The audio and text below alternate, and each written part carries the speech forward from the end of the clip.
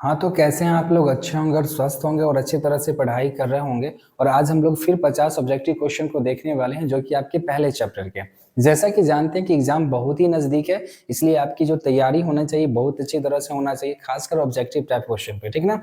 तो चलिए स्टार्ट करते हैं बिना समय गवाते हुए। सबसे पहले देखा जाए यहाँ पे कि आपका पहला क्वेश्चन क्या कह रहा है। बोला गया कि समतल दर्पण में क्या बोल रहा है, तो यहाँ बोल रहा है कि पहला में बोला गया है आपको कि आपतन कोण परावर्तन कोण के बराबर नहीं होते हैं। दूसरा बोला गया यहाँ पे कि आपतन कोण परावर्तन कोण के बराबर होते हैं। तीसरा बोला गया कि आपतन कोण परावर्तन कोण से बड़ा होते हैं। और चौथा यहाँ पे बोला गया है कि आपतन कोण परावर्तन कोण से छोटे होते हैं। ऑप्शन में आपका यहाँ पे 4 है और इसमें से आपका ऑप्शन क्या होगा। तो याद रखिएगा कि समतल दर्पण की बात बोलेगा तो वहां पे क्या होता है कि आपतन कोण और परावर्तन कोण क्या होते हैं, हमेशा बराबर होते हैं। इसलिए ऑप्शन आपका यहाँ पे क्या हो जाएगा, बी हो जाएगा, ठीक ना। अगला क्वेश्चन यहाँ पे देखा जाए आपका क्या है। बोला गया यहाँ पे कि प्रकाश के परावर्तन का नियम सत्य है। यहाँ पे बोला गया ऑप्शन आपका ए में कि केवल समतल दर्पण के लिए, केवल अवतल दर्पण के लिए, केवल उत्तल दर्पण के लिए और सभी परावर्तक सतह के लिए। तो याद रखिएगा यहाँ पे ऑप्शन आपका क्या होगा, ध्यान से समझते हैं। याद रखिएगा कि प्रकाश का जो परावर्तन का नियम जो सत्य होता है ना, याद रखिएगा ये सभी परावर्तक सतहों के लिए होता है। इसलिए ऑप्शन आपका यहाँ पे क्या हो जाएगा, डी हो जाएगा। अगला क्वेश्चन है यहाँ पे आपका कि आपतित किरण और अभिलंब के बीच कौन बनता है। तो आपको पता होगा कि आपतित किरण और अभिलंब के कौन बीच में बनता है। तो ये मान लीजिए कि परावर्तक सतह, समझ गए, ये आपका परावर्तक सतह है। यहाँ पे एक अभिलंब है, ठीक है ना। इसको क्या कहते हैं, इसको हम अभिलंब कहते हैं, ठीक है ना। याद रखिएगा इसको हम क्या करेंगे, अभिलंब कहते हैं। आप जानते हैं कि कोई प्रकाश की किरण आएगा, इस पे पड़ेगा और यहाँ से क्या हो जाएगा, परावर्तित हो जाएगा। तो आप जानते हैं कि यहाँ पे क्या बोला गया है कि ये अभिलंब है, इसको हम क्या कहते हैं, आपतन बिंदु कहते हैं, ठीक ना। इसको आपतन, यहाँ पे इसको हम आपतन बिंदु कहते हैं। इसका नाम जो है आप जानते हैं किसको हम कहते हैं, है ना, आपतित किरण कहते हैं। क्या कहते हैं, इसको हम कहते हैं आपतित किरण और इसको हम क्या कहते हैं, परावर्तित किरण, है ना, परावर्तित किरण बोलते हैं। याद रखिएगा है ना, वर्तित किरण कहते हैं। अब एक बात समझे, परावर्तित है ना किरण कहते हैं। अब एक बात हमको बताना है आपको कि यहाँ पे एक अभिलंब खींचता है तो दो कोण बनता है, एक ये और एक ये। तो इस कोण का जो नाम होता है इसको हम कहते हैं आपतन कोण। क्या कहते हैं यहाँ पे, आपतन कोण कहते हैं। और ये जो है आपका यहाँ पे इसको आर से सूचित करते हैं, जिससे हम क्या कहते हैं, परावर्तन कोण कहते हैं। क्या कहते हैं, परावर्तन कोण कहते हैं। अब फर्क यहाँ पे ये कह रहा है कि आपतित किरण और अभिलंब के बीच के कोण, तो आपतित किरण और अभी यहाँ पे जो है अभिलंब के बीच के कोण को क्या कहेंगे, आपतन कोण कहेंगे। तो यहाँ पे क्या ऑप्शन आ जाएगा, आपका ऑप्शन यहाँ पे बी आ जाएगा, ठीक ना। ऑप्शन आपका यहाँ पे क्या होगा, बी होगा। जब आपने प्रकाश के परावर्तन पढ़ा होगा तो प्रकाश के परावर्तन के नियम के 6 मुख्य नियम के बारे में पढ़ा होगा, तब आप यहाँ पे इसको बना सकते हैं, ठीक है ना। अगला क्वेश्चन है यहाँ पे कि 5.0 सेंटीमीटर ऊंचा बिंब यानी कि वस्तु अवतल दर्पण के सामने मुख्य अक्ष पर लंबवत रखा गया है। तो दर्पण से बिंब की दूरी, ठीक है ना, यानी कि वस्तु की दूरी बता रहा है, दर्पण के वक्रता त्रिज्या के बराबर है, तो बनी वास्तविक प्रतिबिंब की ऊंचाई होगी। तो 5 सेंटीमीटर पे मान लीजिए किसी समतल दर्पण के आप ठहरे हैं, समतल दर्पण के सामने, तो वहां पे आपकी छाया कैसे बनेगी, ठीक ना। तो जितना आपकी छाया होगी उतना ही तो बनेगी, ठीक ना। जैसे आपको बताया था समतल दर्पण की विशेषता में, इसलिए आप यहाँ पे क्या हो जाएगा आपका ऑप्शन कि जितना वहां पे सेंटीमीटर ऊंचा होगा उतना ही आपका ऑप्शन होगा, यानी कि ऑप्शन आपका यहाँ पे क्या हो जाएगा, ए हो जाएगा, ठीक ना। अगला क्वेश्चन है आपका यहाँ पे कि किसी बिंब यानी कि वस्तु की बात हो रही है का अवतल दर्पण, यानी कि यहाँ अवतल दर्पण में यानी कि फोकस दूरी समझिए, तो अवतल दर्पण में बने प्रतिबिंब का आवर्धन 1 है। तो दर्पण के ध्रुव से प्रतिबिंब की दूरी होगी, यानी कि याद रखिएगा कि आवर्धन 1 है तो दर्पण से प्रतिबिंब की ध्रुव की बिंदु क्या होगी, मतलब प्रतिबिंब की दूरी क्या होगी। तो अगर ध्रुव है, ठीक है, तो आप समझते होंगे, अगर ध्रुव की बात जानते होंगे कि यहां से बताया गया ये आपका एक दर्पण, तो यहाँ पे एक ध्रुव है, तो यहां से बोला गया है कि दूरी इसका बोल लीजिए 1 है, तो आपको पता होगा कि वो किसके बराबर होगा। जैसे मुख्य अक्ष के बारे में आप लोग जाना होगा, तो मुख्य अक्ष के अलावा यह होता होगा मुख्य फोकस के बारे में आपने जाना होगा, तो वहां पे पता होगा कि अगर आवर्धन 1 है तो दर्पण से ध्रुव की प्रतिबिंब की दूरी कितनी होगी। तो याद रखिएगा वो हमेशा क्या होगा, 2f के बराबर ही होगा। ऑप्शन आपका क्या हो जाएगा, 5 का बी हो जाएगा, 2f के बराबर। याद रखिएगा 5 का क्या हो जाएगा, बी हो जाएगा, 2f के बराबर होगा। अगला क्वेश्चन क्या है आपका, ध्यान से देखते हैं। एक अवतल दर्पण के सामने 20 सेंटीमीटर दूरी पर, ठीक है ना, बोला गया है कि एक अवतल दर्पण के सामने कितना, 20 सेंटीमीटर दूरी पर, ठीक है ना, कोई बिंब रखा गया, यानी कि कोई वस्तु रखा गया, ठीक है ना। तो वास्तविक प्रतिबिंब दर्पण से 30 सेंटीमीटर है ना बनता है, तब प्रतिबिंब का आवर्धन क्या होगा। ध्यान से समझिए, आपने आवर्धन सूत्र को जाना होगा, m बराबर क्या होता है, h डैश बट्टे क्या होता है, यहाँ पे h होता है। पता होगा। लेकिन इसके बराबर आपने सुना होगा कि माइनस भी बट्टे क्या होता है, यू होता है। तो अभी आपने बताया था कि यहाँ पे जो माइनस 20 जो है वो क्या है, बताओ, ये यू है, क्या है, माइनस में क्या है, यू है, क्योंकि यहाँ पे बोला गया है कि एक अवतल दर्पण के सामने 20 सेंटीमीटर की दूरी पर क्या रखा गया, बीम यानी कि वस्तु रखा गया, यानी कि -20 सेंटीमीटर, और भी जो है आपका यहाँ पे -30 सेंटीमीटर आ जाएगा। अब फर्क यहाँ पे दिखाते हैं आपको क्या होता है। अब यहाँ पे आपको पता होगा कि m बराबर क्या होता है कि एच डैश बट्टे क्या होता है, एच होता है। तो m इजकल टू यहाँ पे होगा एच कितना है ना, सॉरी यहाँ पे क्या करना है, ये इसको उठा के रखना है आपको, ठीक है ना। तो हम लिख देते हैं यहाँ पे माइनस, क्या लिख देते हैं, u, और बट्टे यहाँ पे क्या हो जाएगा, माइनस में v हो जाएगा। तो यहाँ पे माइनस u कितने है, 20 सेंटीमीटर है आपका, और बट्टे में क्या हो जाएगा, यहाँ पे 30 सेंटीमीटर क्या है माइनस में, हाँ 30 सेंटीमीटर है, ठीक है। अब यहाँ पे बताइए कि m इज इक्वल टू क्या होगा, 0 से 0 कटेगा, और जब आप क्या कीजिएगा 3 में 2 से भाग दीजिएगा ना, तो 2 1 2, यहाँ पे आएगा 2, और यहाँ पे 1 आएगा, दशमलव बैठाइएगा, 0 आएगा, 2 5 से कितना होता है, 10 होता है। यानी कि मिला के देखा जाए तो 1.5 आता है, यानी कि m बराबर क्या होता है, 1.5 आता है, किस में आता है, माइनस में आता है। यानी कि ऑप्शन आपका यहाँ पे क्या हो जाएगा, ए हो जाएगा, ऑप्शन आपका यहाँ पे क्या हो जाएगा, ए हो जाएगा, ठीक ना। चलिए अगला क्वेश्चन की बात करते हैं यहाँ पे कि एक अवतल दर्पण में वस्तु फोकस के भीतर है तो उसका प्रतिबिंब बनेगा, ठीक ना। याद रखिएगा कि एक अवतल दर्पण में वस्तु फोकस के भीतर है तो उसका प्रतिबिंब क्या बनेगा। ऑप्शन में दिया है वास्तविक, और यहाँ पे बोला गया है कि आवर्धित, काल्पनिक और आवर्धित, वास्तविक और हासित, और काल्पनिक और हासित। यहाँ पे याद रखिएगा कि एक अवतल दर्पण में, ठीक ना, एक अवतल दर्पण में वस्तु फोकस के भीतर है, यानी कि रखा गया है, जैसे ध्रुव और फोकस के बीच के अंदर रखा जाता है, उसी प्रकार से वस्तु फोकस के भीतर है तो उसका प्रतिबिंब बनेगा। तो यहाँ पे क्या बनेगा, याद रखिएगा, बोला है कि वास्तविक और आवर्धित, इसमें से आपको बनाना है कि कौन कौन होगा, ठीक ना। याद रखिएगा ऑप्शन आपका हमेशा यहाँ पे क्या हो जाएगा, बी होगा, काल्पनिक और आवर्धित होगा, ठीक ना। 7 का ऑप्शन यहाँ पे हो जाएगा आपका बी। अगला क्वेश्चन है यहाँ पे कि एक उत्तल दर्पण में, ठीक, बोला गया है एक उत्तल दर्पण में बना प्रतिबिंब हमेशा होगा। याद रखिएगा एक उत्तल दर्पण में प्रतिबिंब हमेशा क्या होता है, वास्तविक और हसित होता है, काल्पनिक और हसित होता है, वास्तविक और आवर्धित होता है, या आभासी या आवर्धित होता है। तो ऑप्शन में आपको बताना है कि एक उत्तल दर्पण में बना प्रतिबिंब कैसा होता है। ये अगर आप उत्तल दर्पण के बारे में जाने होंगे तो ये क्वेश्चन आपके लिए बहुत ही आसान होगा, ठीक है। क्या होता है ऑप्शन आपको बताना है, टाइप कर दीजिए, क्योंकि जो अगर आता है तो आप टाइप कर सकते हैं, ठीक है ना। 8 का क्या हो जाएगा आपका, याद रखिएगा कि देखिए जैसे कि हम बताते हैं कि 8 का ऑप्शन यहाँ पे हो जाएगा बी, क्योंकि काल्पनिक और हासित होता है। जैसे कि आपको पता होगा काल्पनिक का मतलब होता है क्या, कि जैसे ही बोलेंगे काल्पनिक यानी कि सीधा की बात हो रही है, ठीक ना, याद रखिएगा। अगला क्वेश्चन यहाँ पे क्या कह रहा है हम समझते हैं। बोला गया यहाँ कि दर्पण सूत्र में v का मान ऋणात्मक होने का क्या अर्थ होता है। तो याद रखिएगा कि प्रतिबिंब दर्पण के पीछे बनता है ना, प्रतिबिंब वास्तविक और दर्पण के सामने बनता है, प्रतिबिंब सीधा है दर्पण से, दर्पण उत्तल है। ऐसा ऑप्शन क्या है, ये देखें, ये ऑप्शन आपका गलत हो जाएगा। प्रतिबिंब सीधा बनता है, दर्पण सूत्र में भी का मान ऋणात्मक होने पर क्या अर्थ होता है, तो प्रतिबिंब सीधा बनेगा क्या, क्या लगता है आपको, ऐसा प्रतिबिंब सीधा बनेगा।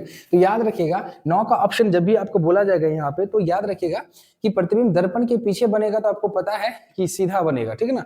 लेकिन यहाँ पे क्या है कि बोला गया है कि दर्पण सूत्र में भी का मान ऋणात्मक होने का अर्थ क्या होता है। तो याद रखिएगा प्रतिबिंब सीधा है, वो भी ऑप्शन नहीं होगा, प्रतिबिंब दर्पण के पीछे बनता है, वो भी ऑप्शन नहीं होगा। ऑप्शन आपका यहाँ पे बी हो जाएगा, प्रतिबिंब क्या होगा, वास्तविक है ना, और दर्पण के क्या बनेगा, सामने बनेगा, ठीक ना, याद रखिएगा, ठीक ना। अगला ऑप्शन आप यहाँ पे होगा, किस दर्पण का आवर्धन यानी कि सदैव m+ होता है। यानी किस दर्पण की बात हो रही है, यहाँ पे क्या बोला गया, दर्पण बोला गया कि कौन सा दर्पण का आवर्धन जो होता है m+ होता है, यानी कि हमेशा में क्या होता है, m+ होता है। ऑप्शन में आपका यहाँ पे है अवतल दर्पण, उत्तल दर्पण, समतल दर्पण, ये सभी बताया गया। तो ऑप्शन आपको बताना है कि ये कौन सा अवतल होगा, क्योंकि देखिए अगर यहाँ पे आवर्धन +1 है ना, तो आप कहीं ना कहीं देखे होंगे कि समतल दर्पण के बारे में आपको बताया गया है, ठीक है ना। क्या बताया गया, समतल दर्पण के बारे में। लेकिन आप समतल दर्पण की विशेषता के बारे में जानते होंगे तो वो हमेशा उसका जो आवर्धन होता है वो प्लस में होता है ना। आगे जाके हम लोग बात करेंगे। फिलहाल के लिए अगर देखा जाए आपका ऑप्शन क्या हो जाएगा, तो ऑप्शन आपका यहाँ पे सी हो जाएगा, समतल दर्पण, यानी कि उसमें आवर्धन जो होता है हमेशा +1 में होता है, ठीक ना। अगला ऑप्शन यहाँ पे क्या है, आवर्धन m बराबर, यानी कि m+, ध्यान से देखिएगा इस चीजों को, दर्शाता है कि प्रतिबिंब का आकार वस्तु के आकार से है। तो अभी जस्ट मैंने आपको बताया था कि समतल दर्पण की बात हो रही है, तो यहाँ पे इसका आंसर क्या होगा, बड़ा होगा, छोटा होगा, है ना, बड़ा, छोटा, बड़ा, और इनमें से सॉरी बराबर, इनमें से कोई नहीं। ऑप्शन क्या होगा इसमें आपका, तो याद रखिएगा 11 का जो ऑप्शन होगा आपका कि अवतल दर्पण +1 दर्शाता है कि प्रतिबिंब का आकार कैसा होगा, तो वो हमेशा यह दर्शाता है क्या होगा, बराबर। क्योंकि समतल दर्पण में अगर आप अपनी शक्ल को देखने के लिए जाते हो तो आपकी शक्ल सेम टू सेम बनता है, ठीक ना, इसलिए बराबर ही होता है। याद रखिएगा आपका जो शक्ल होगा वो बराबर होगा, इसलिए याद रखिएगा वस्तु से बराबर होता है, इसलिए आपका ऑप्शन यहाँ पे क्या हो जाएगा, ऑप्शन सी हो जाएगा। अगला क्वेश्चन क्या है यहाँ पे, यदि m यानी कि आवर्धन का मान धनात्मक होता है, क्या होता है, आवर्धन का मान धनात्मक होता है, तो प्रतिबिंब कहाँ बनता है, दर्पण के पीछे बनता है, ठीक ना, यहाँ पे बोला गया है कि दर्पण के पीछे बनता है, दर्पण के सामने बनता है, दर्पण की फोकस में बनता है या वक्रता केंद्र पर बनता है, ठीक है ना। तो यहाँ पे ऑप्शन क्या होगा आपका, बताइए। देखिए जब भी इसका यदि m का मान धनात्मक होता है तो दर्पण के पीछे बनता है कि दर्पण के सामने की फोकस पर या वक्रता केंद्र पर, तो याद रखिएगा ऑप्शन आपका यहाँ पे 12 का ये हो जाएगा, दर्पण के पीछे हो जाएगा, ठीक है ना, क्या हो जाएगा, 12 का ऑप्शन हो क्या हो जाएगा, ए हो जाएगा, दर्पण का पीछे, ठीक है ना। अगला क्वेश्चन आपका देखा जाए क्या है, ध्यान से समझते हैं।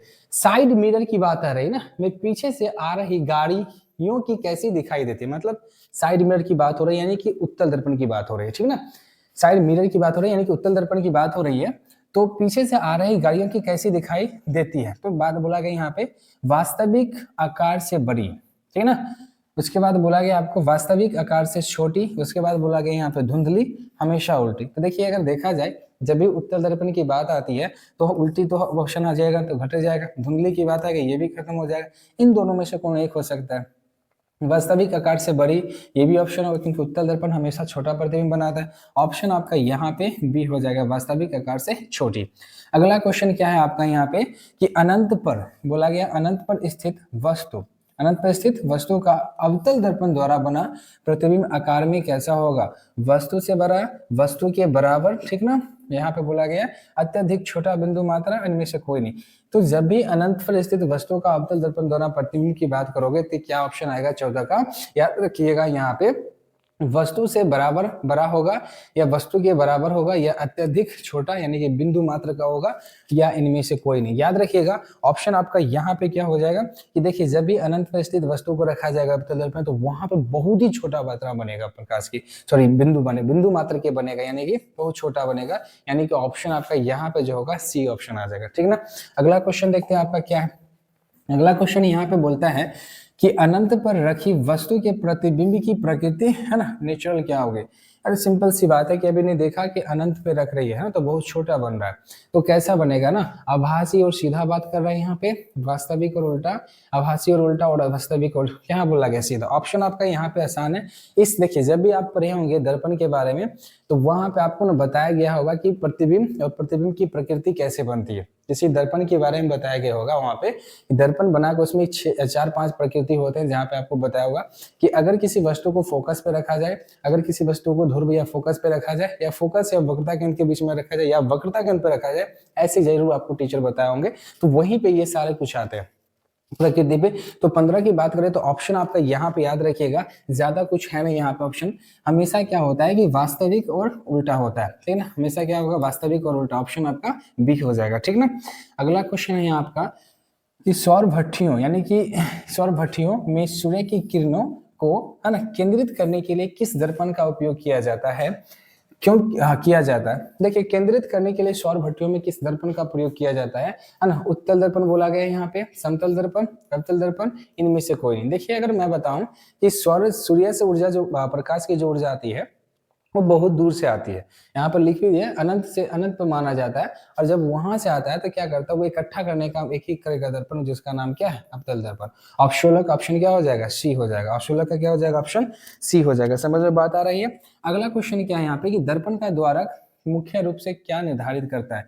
तो देखिए ऑप्शन यहाँ पे सिंपल सी बात है, बोला गया कि दर्पण का द्वारक मुख्य रूप से क्या होता है। द्वारक आप समझ सकते होंगे कि ये आपका यहाँ पे द्वारक बोला जाता है, ठीक है, किसी भी दर्पण के बीच वाले भाग को द्वारक बोलता है। अब यहाँ पे कि दर्पण का द्वारक मुख्य रूप से क्या निर्धारित करता है, यहाँ पे ये बोला गया, तो याद रखिएगा प्रतिबिंब की प्रकृति बोला गया, ये ऑप्शन गलत हो जाएगा, ठीक है। उसके बाद बोला गया है कि वस्तु की दूरी, ये ऑप्शन गलत हो जाएगा। हाँ दर्पण का रंग बोलेगा क्या, ये भी ऑप्शन आपका गलत हो जाएगा। ऑप्शन आपका यहाँ पे आंसर जो आएगा वो आएगा क्या है ना, दर्पण में प्रवेश करने वाले जो प्रकाश की जो मात्रा होती है ना उसको निर्धारित करता है क्या, द्वारक, ठीक ना। अगला क्वेश्चन है आपका यहाँ पे कि दर्पण की चौड़ाई यानी कि द्वारक की बात हो रही है, बढ़ने पर प्रतिबिंब की चमक पर क्या प्रभाव पड़ता है ना, समझिएगा। ऑप्शन में बोला कि जैसे इसकी चौड़ाई बढ़ेगी द्वारा की तो उस पर क्या प्रभाव पड़ेगा, ठीक ना। समझते हैं, पहले बोला कि चमक कम हो जाती है, ठीक है, चमक बढ़ जाती है, चमक पर कोई प्रभाव नहीं पड़ता है, प्रतिबिंब उल्टा हो जाता है। देखिए जैसे अगर बताया जाए तो आपको पता है कि अगर जितना बड़ा रास्ता होगा उस पर आदमी उतना ही चलेगा, ठीक है ना। तो जितना बड़ा यहाँ पे द्वारा का तो उस पर प्रकाश का जो परावर्तन उतना ही ज्यादा होगा, तो चमक बढ़ेगी या कमेगी। ऑप्शन में आपका कौन सा है, आप टाइपिंग करके भेज सकते हो कौन सा आंसर होगा, ठीक ना। 18 का ऑप्शन आपका क्या होगा वो बताना, ठीक ना। तो ध्यान से समझिएगा कि चमक आपका यहाँ पे क्या हो जाएगा, बढ़ जाती है, ठीक ना। अगला क्वेश्चन आपका यहाँ पे कि ध्रुव पर रखी वस्तु के प्रतिबिंब का आकार कैसा होता है। ध्रुव पर रखी वस्तु का प्रतिबिंब का जो आकार है वो कैसा होता है, ध्यान से समझिएगा। वस्तु से बड़ा होता है, वस्तु से बहुत छोटा होता है, वस्तु के बराबर होता है, या बिंदु मात्र होता है। ऑप्शन बिंदु मात्र तो होगा ही नहीं, घट जाइएगा। वस्तु से बहुत बड़ा होगा नहीं, ये भी गलत होगा। वस्तु से बहुत छोटा भी नहीं होगा, लेकिन वस्तु के क्या होगा, बराबर होगा, यानी कि 19 का आपका हो जाएगा सी, ठीक ना। 19 का आपका यहाँ पे हो जाएगा सी हो जाएगा। अगला क्वेश्चन क्या है यहाँ पे कि जब वस्तु है ना, जब वस्तु ध्रुव पर होती है, कहाँ पे होती है, ध्रुव पर होती है, तो आवर्धन यानी कि आवर्धन का मान क्या होता है, समझते हैं। जब वस्तु क्या होता है कि ध्रुव पर होता है तो आवर्धन का मान की बात हो रहा है। तो मैंने इससे पिछले क्वेश्चन में आपने देखा होगा, कराया होता कि हमेशा क्या होगा, अगर ध्रुव पड़ेगा तो उसका मान क्या होगा, m बराबर 0 होगा, m बराबर +1 होगा, m बराबर -1 होगा, या m ही होगा, है ना। ऑप्शन यहाँ पे क्या है कि वो छूट गया, ठीक ना। तो यहाँ पे ऑप्शन आपका बोला है, तो ऑप्शन आपका यहाँ पे क्या होगा उसको बताना है आपको, ठीक ना। ध्यान से आपको समझना है कि हमेशा पिछले क्वेश्चन में भी मैंने आपको बताया था कि पिछले क्वेश्चन आपको ये बताया गया था कि अगर किसी वस्तु को आवर्धन का मान क्या होगा, तो याद रखिएगा आवर्धन में हमेशा क्या होता है कि +b होता है, यानी कि बी ऑप्शन होगा, यानी कि m बराबर हमेशा +1 होता है। इसका सोल्यूशन मैं आपको बताऊंगा, ठीक ना। आगे यहाँ पे देखा जाए ध्रुव पर स्थित वस्तु के प्रतिबिंब की प्रकृति क्या होगी, है ना। वास्तविक और उल्टा, है ना, आभासी और सीधा, वास्तविक और सीधा, और आभासी और उल्टा, यहाँ पे ये बोला गया। तो इक्वेश का आपका क्वेश्चन क्या होगा, ठीक ना। इक्वेश का आपका यहाँ पे क्या होगा कि ध्रुव पर स्थित वस्तु के प्रतिबिंब की प्रकृति क्या होगी, है ना। इक्वेश का ऑप्शन क्या होगा, बी ऑप्शन की वास्तविक और सीधा, आभासी और उल्टा। ऑप्शन इसमें बता, देखिए वास्तविक उल्टा तो होगा नहीं, ठीक ना। यहाँ पे याद रखिएगा वास्तविक और सीधा की बात हो रही थी, यहाँ पर भी ये नहीं होगा। अगला बोला गया कि आभासी उल्टा, है ना, आभासी उल्टा होगा, ऑप्शन ये भी गलत है। ऑप्शन आपका यहाँ पे जो हो जाएगा ऑप्शन बी हो जाएगा, ठीक है ना, आभासी और यहाँ पे सीधा हो जाएगा, ठीक है ना। इक्वेश का ऑप्शन यहाँ पे हो जाएगा आपका बी हो जाएगा, ठीक है ना। अगला क्वेश्चन देखते हैं यहाँ पे कि आवर्धन के सूत्र में, ठीक ना, यहाँ पे बोला गया कि आवर्धन के सूत्र में m बराबर h डैश बट्टे में h होता है बराबर, ऐसे फॉर्मूला इसका आ गया यहाँ पे में h डैश को क्या माना गया। तो आपको पता है कि आपको पता होगा कि m इजकल टू बराबर होता है प्रतिबिंब की ऊंचाई, क्या होता है यहाँ पे, प्रतिबिंब की ऊंचाई, प्रतिबिंब की, है ना, ऊंचाई, है ना, बट्टे में क्या होता है यहाँ पे वस्तु की ऊंचाई, वस्तु की, है ना, ऊंचाई। अब आपको बताना है कि इसमें क्या बोला गया है कि h डैश बोला गया, ठीक ना। तो m इजकल टू क्या होता है, यहाँ पे रखिएगा m इजकल टू में क्या होता है, डैश बट्टे में क्या होता है, h होता है, क्या होता है, h बट्टे में h डैश होता है। तो अब आपको शान से पता चल गया होगा कि ऑप्शन में क्या होगा, ऊपर का जो है यानी कि प्रतिबिंब की ऊंचाई, इसलिए ऑप्शन आप यहाँ पे क्या हो जाएगा, बी हो जाएगा, है ना। अगला क्वेश्चन है कि प्रकाश के परावर्तन, ठीक ना, प्रकाश के परावर्तन की घटना में निम्नलिखित में से कौन सी राशि नहीं बदली जाती है। प्रकाश की चाल ये बोला गया है, प्रकाश की आवृत्ति, प्रकाश की तरंग दैर्घ्य, ये सभी। तो ऑप्शन क्या होगा, तो इसका आपको बताना है कि ऑप्शन क्या होगा तो इसका, ठीक ना। समझते हैं कि जब भी आपने पढ़ा होगा तो प्रकाश की चाल आपको पता होगा कितना होता है, 3 लाख किलोमीटर पर सेकेंड। प्रकाश की आवृत्ति की बात करोगे तो ये भी नहीं बदला जाएगा। प्रकाश की तरंग की बात, तरंग दैर्घ्य की बात करो तो प्रकाश एक प्रकार का तरंग दैर्घ्य, इसलिए ये सभी जो होंगे, है ना, ये कभी नहीं बदलते, इसलिए ऑप्शन आपका यहाँ पे डी हो जाएगा। अगला क्वेश्चन है यहाँ पे देखते हैं कि प्रकाश की चाल किस स्थिति में बदलती है, समतल दर्पण से परावर्तन होने पर, है ना। ऑप्शन पहला बोला गया आपका कि समतल दर्पण से परावर्तन होने पर, दूसरा बोला गया कि एक माध्यम से दूसरे माध्यम में जाने पर, ठीक ना, तीसरा बोला गया वायु में चलने रहने पर, और चौथा बोला गया आपका यहाँ पे अवतल दर्पण में टकराने पर। सो ये अवतल दर्पण से टकराने पर। एक बात मैं आपको बता दूं, इस क्वेश्चन जो है आपका दूसरा चैप्टर का आ गया, बट कोई नहीं, आप इतना समझ सकते हो, ठीक ना, कि बोला गया कि प्रकाश की चाल किस स्थिति में बदलता है, समतल दर्पण से परावर्तन के बाद उसकी चाल बढ़ेगी क्या है, एक माध्यम से दूसरे माध्यम में जाने पर उसका क्या होगा, चाल बदलता है, यानी कि इसकी विचलन हो जाता है, इसलिए ऑप्शन आपका यहाँ हो जाएगा 24 का बी, एक माध्यम से दूसरे माध्यम में जाने पर प्रकाश की चाल क्या हो जाती है, बदलती है। जैसे कि आपको अगर हम बताएंगे कि बताओ कि बताएंगे कि हम बताइए तो निर्वात की आपने नाम सुने होंगे, है ना, निर्वात, ठीक ना। अगर निर्वात की अगर बात सुनोगे तो उसमें कितना होता है, 3 लाख किलोमीटर, क्या होता है, 3 लाख किलोमीटर पर सेकेंड होता है। उसी प्रकार से आपने कांच की बात, पानी की बात अगर सुने होंगे, है ना, किसकी, पानी की, तो पानी में आप जानते हैं कितना होता है, 2,25,000 किलोमीटर, है ना, किलोमीटर पर सेकंड होता है। और कांच की बात करें, है ना, इसमें क्या होता है, आप जानते होंगे इसको में क्या होता है, 2 लाख, है ना, 2 लाख किलोमीटर पर सेकंड होता है। तो फर्क यहाँ पे साफ दिख रहा है कि जब भी माध्यम चेंज होती है तो वहां पे क्या होती है, प्रकाश की चाल भी क्या होती है, चेंज होती है। तो एक माध्यम से दूसरे माध्यम में जाने पे क्या होता है, प्रकाश की चाल क्या हो जाती है ना, बदलती रहती, बदल जाती है। अगला क्वेश्चन है यहाँ पे कि परावर्तन के बाद प्रकाश की चाल तीव्रता, है ना, परावर्तन के बाद प्रकाश की तीव्रता में कमी आ सकती है बोला गया, है ना, प्रकाश के परावर्तन के बाद प्रकाश की तीव्रता में प्रकाश की कमी आ सकती है, लेकिन चाल क्यों नहीं बदलती है। देखिए, अब जाहिर सी बात है ऑप्शन में आपका यहाँ पे बोला गया है क्योंकि दर्पण पारदर्शी होता है। ऑप्शन ये गलत हो जाएगा, दर्पण पारदर्शी रहेगा उसमें क्या लेना देना नहीं है, क्योंकि प्रकाश का माध्यम नहीं बदलता, ऑप्शन ये बोला गया है। अगला बोला क्योंकि दर्पण प्रकाश को खोल देता है, या क्योंकि परावर्तक का कोण शून्य नहीं होता। देखिए, क्योंकि प्रकाश का माध्यम नहीं बदलता, तो परावर्तन के बाद प्रकाश की तीव्रता की बात हो रही है, में कमी आ सकती है लेकिन क्यों नहीं बदलती है। ऑप्शन आपका सही यहाँ पे ये होगा, क्यों होगा, क्योंकि प्रकाश की माध्यम नहीं बदलती है। ऑप्शन 25 का ऑप्शन आपका हो जाएगा यहाँ पे बी ऑप्शन हो जाएगा, ठीक है ना। अगला क्वेश्चन देखते हैं, माध्यम नहीं बदलेगा तो चाल बदलेगा क्या, बिल्कुल नहीं बदलेगा।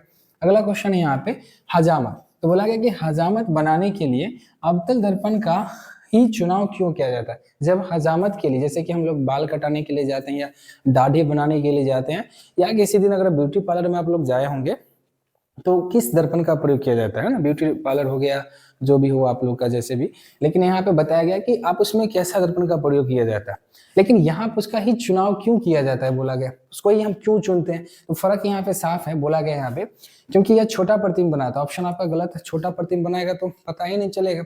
दूसरा है क्योंकि यह उल्टा प्रतिबिंब दिखता है, ये भी ऑप्शन आपका गलत है। तीसरा है आपका क्योंकि यह वस्तु का आवर्धित, आवर्धित का मतलब आप जानते हैं कि बड़ा होता है और सीधा प्रतिबिंब बनाता है। ऑप्शन आपका यहाँ पे क्या हो जाएगा, सी हो जाएगा, क्योंकि ये बड़ा प्रतिबिंब बनाता है और देखने में भी उसको क्या लगता है, बहुत ही पास पास लगता है हजामत लोगों को या ब्यूटी पार्लर में जो भी होते हैं उनको, तो वो बराबर ऑप्शन में क्योंकि क्या करता है, आवर्धित बनाता है, यानी कि प्रतिबिंब बहुत ही बड़ा बनाता है। अगला की अगर बात किया जाए यहाँ पे, है ना, अगला क्वेश्चन की बात किया जाए तो पार्श्व विस्थापन की बोला गया, है ना, पार्श्व परिवर्तन के दौरान, है ना, प्रतिबिंब में क्या नहीं बदलता है। तो आपने पार्श्विक विस्थापन के बारे में पढ़ा होगा आप लोगों ने कि अगर हम राइट हैंड उठाते हैं तो लेफ्ट पता चलता है, ठीक है ना, लेफ्ट उठाते हैं तो राइट पता चलता है, लेकिन यहाँ पे क्या होता है कि प्रतिबिंब क्या नहीं बदलता है, प्रतिबिंब, है ना, पार्श्व परिवर्तन के, है ना, पार्श्व परिवर्तन के दौरान प्रतिबिंब में क्या नहीं बदलता है। देखिए, ऑप्शन बोला गया बायां और दायां हिस्सा, तो आपने अगर ऐसा किए होंगे तो ये उठा होगा, ठीक है ना, और ये किए होंगे तो ये उठा होगा। तो फर्क यहाँ पे साफ है कि बायां और हिस्सा और दायां हिस्सा की बात करें तो ये तो हो जाएगा, तो ये ऑप्शन होगा नहीं। दूसरी बात बोला कि ऊपर और नीचे की हिस्सा की बात बोला गया। तीसरा बोला गया अक्षरों की बनावट, और चौथा बोला गया इनमें से कोई नहीं। अक्षरों की बनावट की बात करोगे फिर भी उल्टा दिखने लगेगा, इसलिए ऑप्शन यहाँ पर क्या होगा, गलत होगा।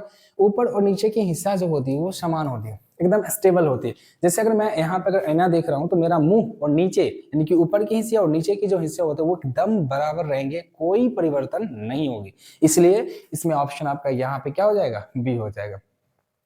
अगला क्वेश्चन है यहाँ पे लेंस और दर्पण में, है ना, ऋणात्मक यानी फोकस दूरी किसकी विशेषता है। लेंस और दर्पण में ऋणात्मक और फोकस आसान है। अगर आपने दर्पण पढ़ा होगा तो उसमें किसका ऋणात्मक आता है, फोकस दूरी, और अगर लेंस पढ़ा हो तो उसमें किसका ऋणात्मक आता है, फोकस दूरी, आपको अच्छी तरह से पता होगा। बोला कि केवल अवतल दर्पण के लिए, ये गलत है। केवल अवतल लेंस के लिए, ये भी गलत है। उसके बाद बोला उत्तल दर्पण और उत्तल लेंस के लिए, अवतल दर्पण और अवतल लेंस के लिए। देखिएगा यहाँ पे कि जब भी फोकस दूरी की ऋणात्मक की बात आएगी तो एक ही आएगा, अवतल दर्पण और अवतल लेंस दोनों के लिए यहाँ पे होता है। ऑप्शन आपका यहाँ पे सी हो जाएगा, ठीक है ना। अगला क्वेश्चन यहाँ पे क्या कहता है, किस धातु, है ना, किस धातु को प्रकाश का सबसे अच्छा परावर्तक यानी कि बेस्ट रिफ्रैक्टर माना जाता है, ठीक है ना। तो देखो यहाँ पे लोहा होगा क्या, नहीं। तांबा होगा क्या, नहीं। चांदी होगा। ऑप्शन में आपका यहाँ पे हो जाएगा सी, यानी कि चांदी हो जाएगा, ठीक है ना।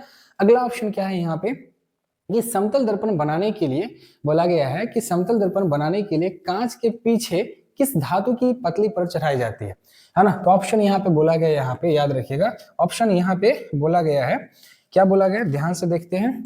बोला गया पहले सोना, उसके बाद बोला गया चांदी या एल्युमिनियम, उसके बाद बोला गया पारा नील। टीन होगा क्या, बिल्कुल नहीं होगा। पारा होगा क्या, बिल्कुल नहीं होगा। सोना, सोना कौन चढ़ाता है, ठीक ना। लेकिन बहुत सारे ऑप्शन में लगता है कि सोना हो जाएगा, लेकिन ऐसा होने वाला नहीं है, सोना भी नहीं होगा। ऑप्शन में आएगा आपका चांदी और एल्युमिनियम की परत चढ़ाई जाती है, ठीक ना। अगला ऑप्शन क्या है कि एक चिकनी और बोला गया एक चिकनी और चमकदार सतह से होने वाले परिवर्तन को क्या कहते हैं, है ना, विसरित परिवर्तन, है ना। बोला गया विसरित परिवर्तन, उसके बाद नियमित परिवर्तन, अपवर्तन और वर्ण विक्षेपण। वर्ण विक्षेपण होगा क्या, ऑप्शन नहीं है। और वैसे भी आपको समझ जाना है कि कौन से चैप्टर के क्वेश्चन आते हैं। ये आपके चैप्टर 3 का क्वेश्चन है, पता है ना, चैप्टर 3 की क्वेश्चन है, जो कि आपने ह्यूमन आई के बारे में पढ़ा था। ये अपवर्तन दूसरा है, ऑप्शन ये गलत है, ये भी गलत होगा। विसरित परावर्तन ये तो होगा नहीं, क्योंकि देखिए अगर मैं बताऊं तो अगर कोई नियम से आ रहा है और नियम से परावर्तित हो जा रहा है ना, एक चिकनी समतल चमकदार सतह से होने वाले जो परावर्तन को क्या कहते हैं, एक चिकन सा होगा, एकदम क्या होगा, चिकनी होगा, एकदम चिकनी। और ये क्या होगा कि इसमें जब परावर्तन होगा तो क्या होगा, स्पेस आने के बाद क्या हो जाएगा, यहाँ से परावर्तन हो जाएगा, तो वो अपना नियम से परावर्तन होता है, इसलिए इसको क्या कहते हैं, नियमित परावर्तन कहते हैं, ठीक ना। नियम से नियमित परावर्तन क्या होता है आपको पता होना चाहिए, ठीक ना। हो सकता है कि क्वेश्चन आपके बिहार बोर्ड में आ जाए, कम चांस है लेकिन आ जाए, ठीक ना।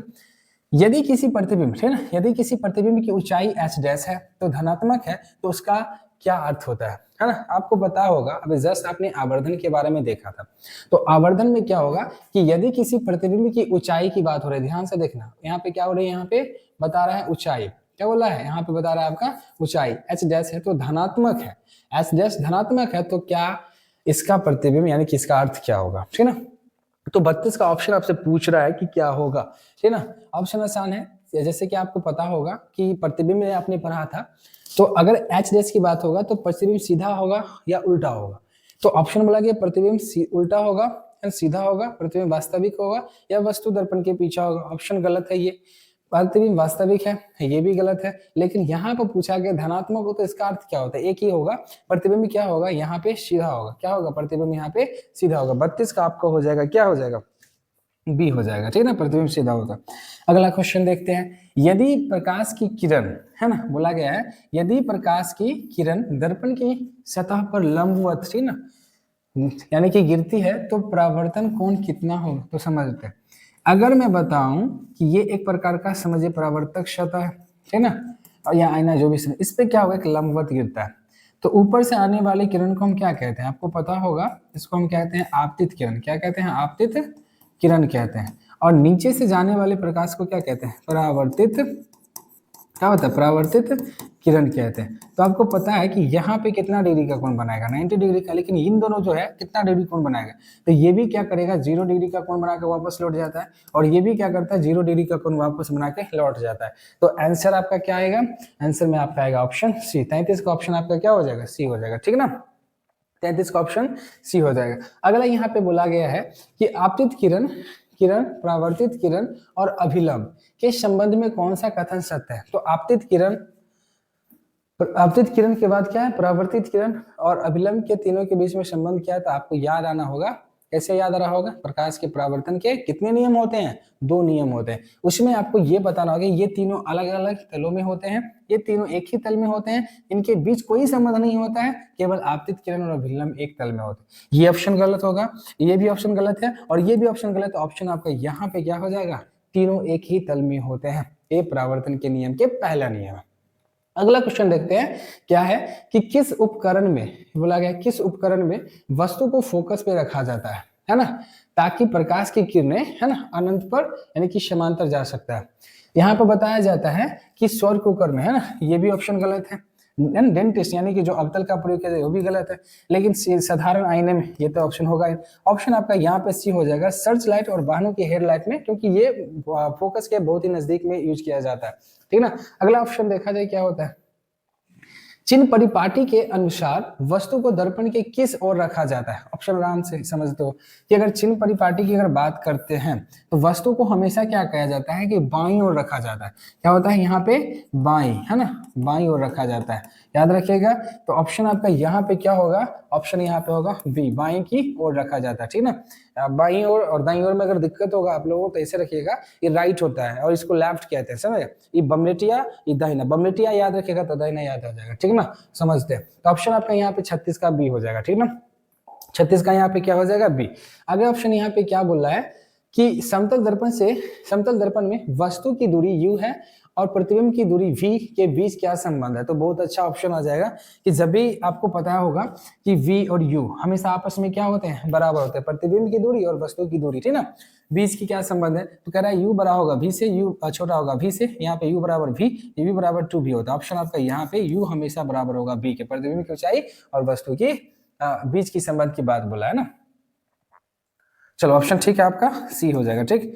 अगला क्वेश्चन क्या है यहाँ पे कि यदि कोई वस्तु समतल दर्पण के 1 मीटर पर संख्या से आता है तो इसकी चाल से आ रही है, तो प्रतिबिंब किस चाल से वस्तु की ओर आती है। देखो एक तो प्रतिबिंब आ रहा है ना, क्या आ रहा है, कोई वस्तु तुम्हारा है ना 1 मीटर पर सेकंड की चाल से आ रहा है ना। तो ये मान लो यहाँ पे इधर से तुम जा रहे हो, तो उसके बाद कह रहा है कि वस्तु किस ओर से आता होगा, तो उधर से उदुगते आएगा, यानी कि 1 मीटर पर सेकंड और हो गया, यानी कि इधर से जितना जाएगा उधर से आएगा, यानी कि कुल मिलाकर यहाँ पे क्या हो जाएगा, है ना, क्या हो जाएगा। तो आपको पता होगा क्या होने वाला है कि एक इसका और प्लस में एक इसका कितना हो जाएगा, बराबर में 2 हो जाएगा। 2 मीटर पर सेकंड की चाल से यहाँ पे क्या होगा, आता हुआ प्रतीत होगा, यानी कि ऑप्शन आपका यहाँ पे बी हो जाएगा।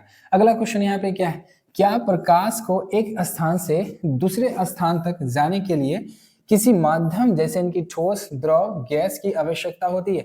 नहीं, याद रखिएगा, हाँ हमेशा ऐसे ऑप्शन गलत होगा, नहीं कभी नहीं ऑप्शन, क्योंकि केवल दिन समय में है ना, ऑप्शन गलत क्यों होगा, दिन के लिए नहीं, केवल ठोस माध्यम के लिए नहीं, इसके लिए कोई माध्यम जरूरत नहीं है, क्योंकि आप जानते हैं कि प्रकाश एक तरंग दैर्घ्य है, ठीक ना, वो ये वहां भी जाएगा जहां पे कोई हवा नहीं होता, यानी कि निर्गत में, यानी कि निर्वात में, ठीक ना। अगला क्वेश्चन देखा जाए, चंद्रमा पर वायुमंडल नहीं है, ठीक है ना, फिर भी वहां सूर्य का प्रकाश है ना पहुंचता है, यह प्रकाश के किस गुण को दर्शाता है ना। प्रकाश का अपवर्तन तो होगा नहीं, ऑप्शन गलत हो जाएगा। प्रकाश का वर्ण विक्षेपण भी होगा नहीं, ये भी गलत हो जाएगा। प्रकाश का परावर्तन की बात करें तो ये भी गलत हो जाएगा। ऑप्शन आपका यहाँ पे सी होगा, प्रकाश के निर्गत में या निर्वात में गमन करने की। तो जानते हैं कि निर्वात जहाँ पे हवा नहीं होती है, जैसे यूनिवर्स की बात करें या अंतरिक्ष की बात करें, तो वहां पे हवा होगा नहीं, तो वहां पर भी क्या होता है कि प्रकाश गमन कर लेता है, इसलिए ऑप्शन आपका यहाँ पे हो जाएगा सी, ऑप्शन हो जाएगा। अगला क्वेश्चन यहाँ पे कि प्रकाश का वेग सबसे पहले किस प्रकाश का वेग ना सबसे पहले किस वैज्ञानिक ने मापा था, ठीक ना। तो याद रखिएगा, न्यूटन होगा क्या, बिल्कुल नहीं होगा, है ना। गैलीलियो आप जानते होंगे, क्लास 9 में आप लोगों ने पढ़ा होगा। आइंस्टीन के बारे में नहीं जानते हैं, इसके बारे में भी जानते होंगे। ऑप्शन आपका यहाँ पे होगा, रोमन ने किया था, है ना, वैज्ञानिक थे वो, क्या किए थे, इसको मापे थे, ठीक ना। अगला ऑप्शन क्या है, आप इसके बारे में जान सकते हो, यदि किसी दर्पण की वक्रता त्रिज्या, यदि किसी दर्पण की क्या बोला गया, वक्रता त्रिज्या अनंत हो तो दर्पण होगा। अनंत की बात बोल रहा है ना, अनंत बोल रहा है, तो समझिए कि फिगर बनाई दिमाग में कि यदि किसी दर्पण की वक्रता त्रिज्या अनंत हो तो वह दर्पण होगा। हाँ होगा, आसान से याद होगा, तो याद रखिएगा। अवतल दर्पण की बात बोला, ये होगा नहीं। उत्तल की बात बोला, ये होगा नहीं। ऑप्शन आपका यहाँ पे हो जाएगा समतल, यानी कि आपका हो जाएगा यहाँ पे क्या हो जाएगा, सी हो जाएगा। समतल दर्पण है जिसका वक्रता त्रिज्या अनंत पे होती है। ऑप्शन कितना है, 42 का ऑप्शन आपका यहाँ पे सी हो जाएगा, ठीक ना। अगला क्वेश्चन देखते हैं यहाँ पे कि गोलीय दर्पण के ध्रुव, क्या बोला गया, गोलीय दर्पण के ध्रुव पर मुख्य अक्ष के साथ किसी कोण पर आपतित किरण परावर्तित किरण के बाद होता है। देखो यहाँ पे कि आपतित किरण परावर्तन के बाद, ठीक है, मुख्य अक्ष के समांतर हो जाती है, उसी पथ पर वापस लौट जाती है, या मुख्य अक्ष के साथ उतना ही कोण बनाते हुए निकलती है, या मुख्य फोकस से गुजरती है। ऑप्शन क्या है यहाँ पे, बिरौर पढ़ते हैं ना। गोलीय दर्पण के ध्रुव यानी कि पी पर मुख्य अक्ष के साथ किसी कोण पर आपतित किरण परावर्तित किरण के बाद, देखिए मान लीजिए ये है, ये आएगा, ये आपका ध्रुव है ना।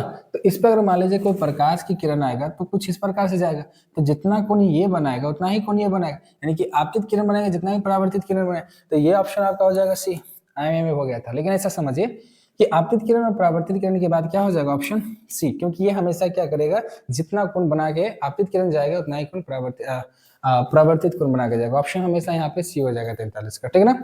अगला क्वेश्चन देखते हैं यहाँ पे, प्रकाश का प्रकीर्णन सबसे कम किस रंग का होता है? तो ऑप्शन बोलना है, बैगनी का होगा नहीं, नीला नहीं, पीला नहीं होगा, ऑप्शन यहाँ पे हो जाएगा लाल। ये आपका आसान, बहुत आसान क्वेश्चन था। अगला क्वेश्चन यहाँ पे है कि निम्नलिखित में से कौन सा पदार्थ दीप्त है? दीप्त का मतलब, प्रदीप्त क्या होता है? जो प्रकाश उत्सर्जित करता है। इसमें से बताओ, हाँ, लकड़ी उत्सर्जित करेगा? नहीं करेगा। चंद्रमा करेगा? कि इसका तो खुद का प्रकाश नहीं, कांच होगा? नहीं। ऑप्शन आपका यहाँ पे हो जाएगा सी हो जाएगा, ठीक है, ऑप्शन सी हो जाएगा। 43 का ऑप्शन सी हो जाएगा। अगला क्वेश्चन है कि पेरिस्कोप है ना में किस दर्पण का उपयोग किया जाता है? तो पेरिस्कोप कुछ इस प्रकार से होता है, याद रखिएगा। ये कैसा होता है? एना थोड़ी ना होता है। देखिए, एना नहीं होता है, ध्यान से समझते हैं ये कैसा होता है, समझते हैं। यहाँ पे क्या होता है, कुछ इस प्रकार से पेरिस्कोप होता है, जो कि आपको है ना अभी बता रहे हैं। कुछ इस प्रकार से आप एक प्रकार से देखे होंगे या कोई मूवी में देखे होंगे कि कोई जहाज में लगा होता है, जब उसको कोई जमीन देखनी होती है तो वो ऊपर उठा के क्या करता है, देखने का प्रयत्न करता है।